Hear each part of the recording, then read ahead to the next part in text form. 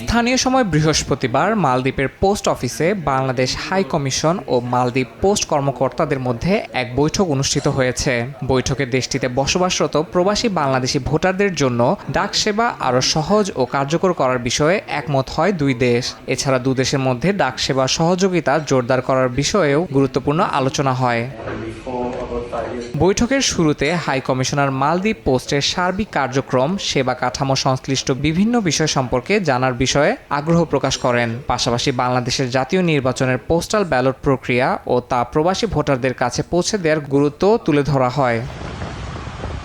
এই সময় দেশটিতে ব্যালট পেপার পৌঁছানোর পর প্রবাসী বাংলাদেশি ভোটারদের SMS ও ফোন কলের মাধ্যমে তাৎক্ষণিকভাবে জানানো হবে বলে নিশ্চয়তা দেন মালদ্বীপ পোস্টের ব্যবস্থাপনা পরিচালক। একই সঙ্গে ব্যালট বিতরণ সম্পূর্ণ বিনামূল্যে করার আশ্বাস দেন।